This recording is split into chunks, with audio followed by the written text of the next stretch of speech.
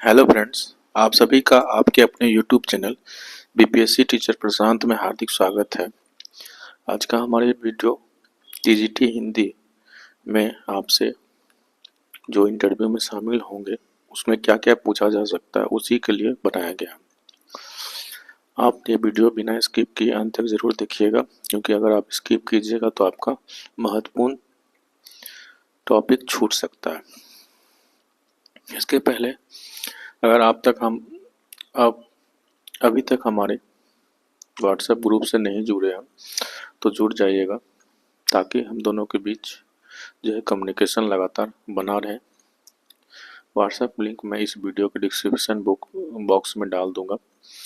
आप उस लिंक पे जाकर हमारे ग्रुप से जुड़ सकते हैं।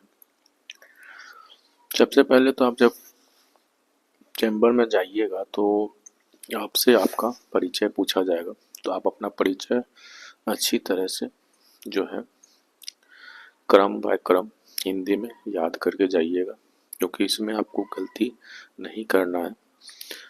उसके बाद आपसे जो है पूछा जा सकता है कि व्याकरण किसे कहते हैं, गद्य और पद में क्या अंतर है, भाषा से आप क्या समझते हैं, भाषा और बोली में क्या अंतर है।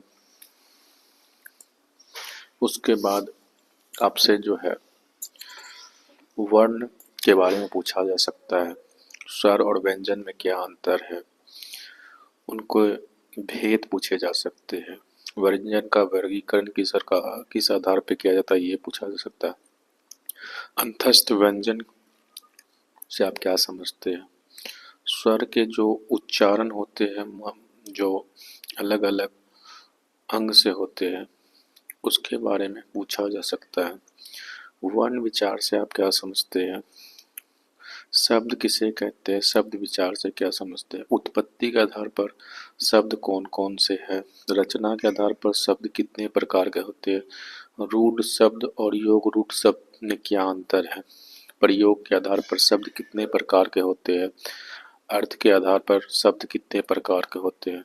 उसके बाद आपको संज्ञा, सर्वनाम, क्रिया, विशेषण, अवयव ये सब का आपको अच्छी तरह से जानकारी होनी चाहिए।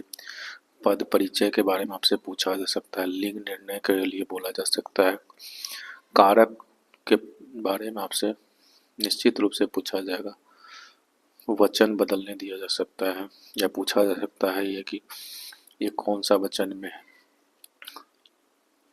संधि पर और समास पर आपको ठोस पकड़ होना चाहिए। उपसर्ग और प्रत्यय से रिलेटेड प्रश्न पूछे जा सकते हैं, वाक्य विचार से प्रश्न पूछे जा सकते हैं, रचना के आधार पर वाक्य के भेद पूछे जा सकते हैं, विराम चिन्ह आपसे पूछा जा सकता है।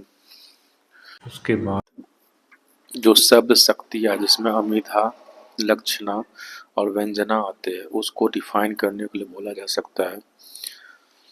वाच्य पर आपको पूर्ण पकड़ होना चाहिए, क्योंकि वाच्य से ये लोग बहुत प्रश्न पूछते हैं। काल के बारे में पूछा जा सकता है, ये वाक्य किस काल में है, या काल को बदलने के लिए भी दिया जा सकता है। संधि के बारे में पूछा जा सकता है, खासकर जो है विसर्ग संधि।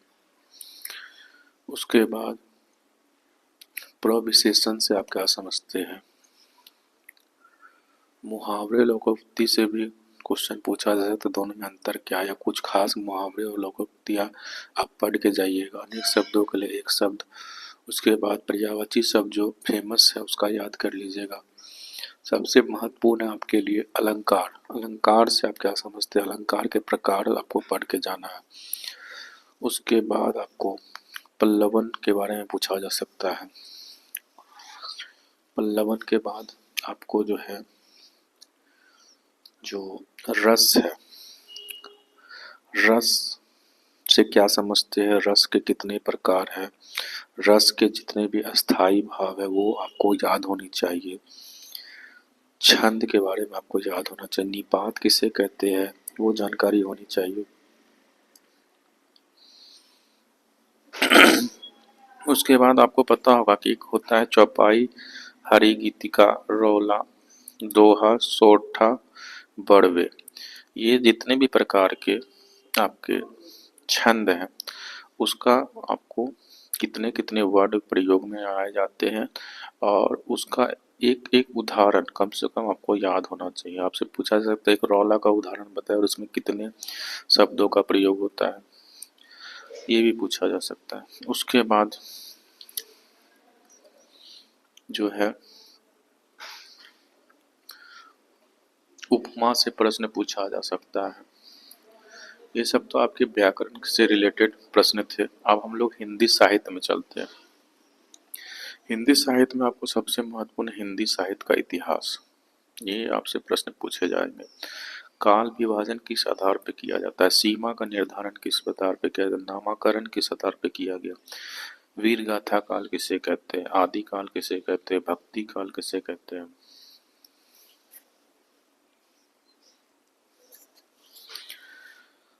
उसके बाद है रीति काल किसे कहते हैं? भारत हिंदू युग से आप क्या समझते हैं? द्विवेदी युग से क्या समझते हैं? छायावादी युग क्या है? प्रगतिवादी युग क्या है? ये सभी का आपको जो महत्वपूर्ण उस समय के साहित्यकार हुए उसका आपको नाम याद होना चाहिए और उसका एक एक जो है प्रमुख रचना भी याद होना चाहिए। उसके अलावा ये उनका कालखंड क्या था वो भी पता होना चाहिए।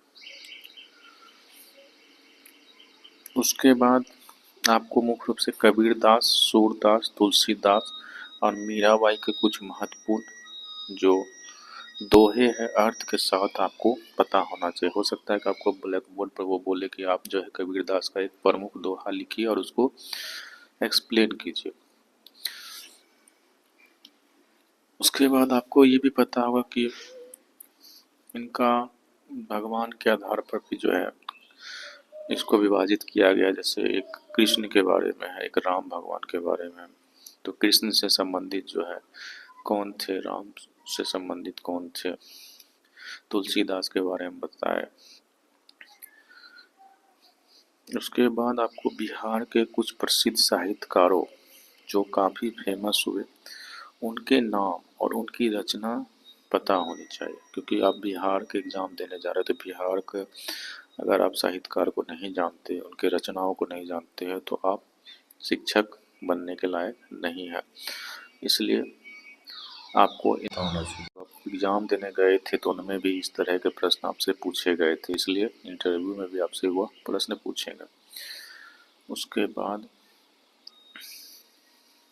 आपको जो है वो पत्र लेखन करने के लिए देंगे। जो कार्यालयीय पत्र होता है उसका क्या फॉर्मेट होता है वो आपको पता होना चाहिए, क्योंकि अधिकतर इंटरव्यू में ये लोग ये सवाल पूछते हैं कि कार्यालयीय पत्र आप लिखिए। कार्यालयीय पत्र का नमूना जो है मैं अपने व्हाट्सएप ग्रुप में डाल चुका हूँ, तो आप लोग देख लीजिएगा। उसके बाद जो है आपको जो इनके सरस्वती वंदना होती है विद्यालय में वो आपको लिखने के लिए दिया जा सकता है बोर्ड पर, और उसका अर्थ भी पूछा जा सकता है। इसलिए वैसे तो हिंदी में पढ़ने के लिए बहुत कुछ है, लेकिन आपको मैं शॉर्ट में इस वीडियो के माध्यम से बता रहा हूँ। हिंदी साहित्य में भी बहुत कुछ पढ़ना है, लेकिन उतना डीप में नहीं जाना है, लेकिन हर एक टॉपिक के बारे में आपको पता होना चाहिए। हो सकता है कि आपसे पूछ ले छायावादी युग से आप क्या समझते हैं, तो आप छायावाद को समझिएगा, उस युग के कौन कौन से राइटर थे वो जानिएगा, तभी तो उत्तर दे पाइएगा। क्योंकि हिंदी में साहित्य का बहुत बड़ा महत्व है। आशा करता हूँ कि हमारा ये वीडियो आपको पसंद आया होगा। अगर फिर भी आपको कोई डाउट रह जाता है तो मुझे कमेंट कीजिएगा, मैं आपका रिप्लाई निश्चित रूप से दूंगा। अगर अभी तक आप हमारे चैनल पर नए हैं तो चैनल को सब्सक्राइब करके बेल आइकन को दबा देंगे, ताकि हमारे आने वाले नेक्स्ट वीडियो का नोटिफिकेशन आपको मिल सके। वीडियो को अंत तक देखने के लिए धन्यवाद। जय हिंद, जय भारत।